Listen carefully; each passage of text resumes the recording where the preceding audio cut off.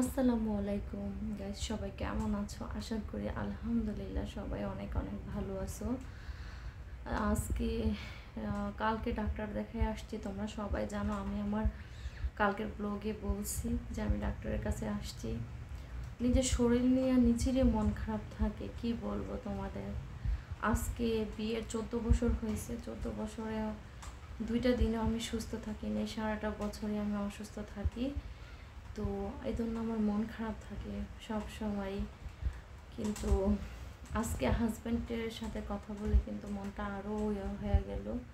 কি বলবো তোমাদের, যে আল্লাহ পাক রব্বুল আলামিন আমাকে একদিকে যদি অশান্তিতে রাখে, সন্তান না দিয়ে আমি কষ্টেতে থাকি, কিন্তু আল্লাহ পাক রব্বুল আলামিন আমাকে যে হাজব্যান্ড আল্লাহ আমাকে গিফট করছে, উপহার দিছে, আমি তা অনেক খুশি, অনেক খুশি। আল্লাহর কাছে কোটি কোটি শুকরিয়া আদায় করি।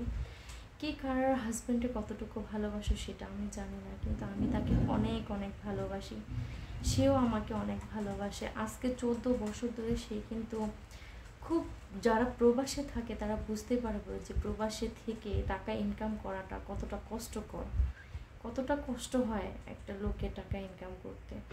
তো ও কিন্তু সারা বছর যে কষ্ট করে টাকাটা ইনকাম করে, সে তার বোর জন্য ওই টাকাটা খরচ করে, আমার ডাক্তারের জন্য খরচ করে। আজকে তোমাদেরকে কি বলবো, আমার কান্না এসে পড়তেছে বলতে গিয়ে। আজকে ওরে বলতেছিলাম যে আল্লাহর কাছে দোয়া করো যাতে আমি মরে যাই, আমি নিজেও এত কষ্ট পাইতে চাই না, তোমাকেও এত টেনশন এত কষ্ট দিতে চাই না। আজকে বিয়ের 14 বছর ধরে না ও আমার জন্য অনেক কিছু করে, অনেক কেয়ার করে, আমার অনেক যত্ন নেয়। তো কি বলবো, যে একজন এরকম ধৈর্যশীল হাজবেন্ড পাওয়াটা একটা মেয়ের ভাগ্যের ব্যাপার, অনেক অনেক ভাগ্যের ব্যাপার হয়।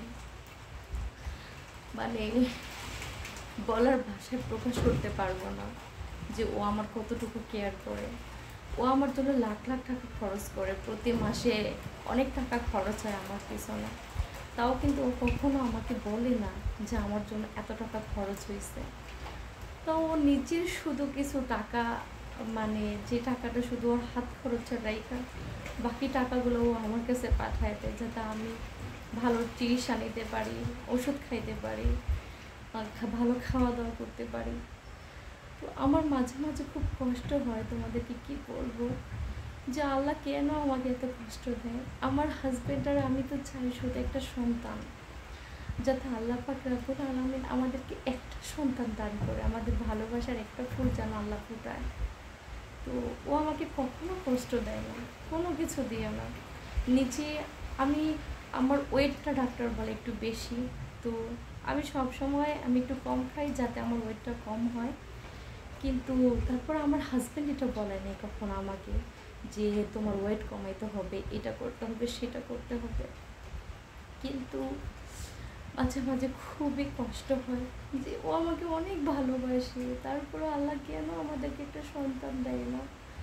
অনেক কেয়ার করে, তারপরে কেন আল্লাহ আমাদেরকে একটা সন্তান দেয় না। তোমরা তো জানো যে আমি সৌদি আরব আমার হাজব্যান্ডের কাছে যাব। তো যেতে একটু সময় লাগবে, তার মধ্যে আমার শাশুড়ি অসুস্থ। তো আমার হাজব্যান্ডে বলছে যে উনি 2-1 মাসের ছুটি নিয়ে আসবে আমার শাশুড়িকে দেখার জন্য।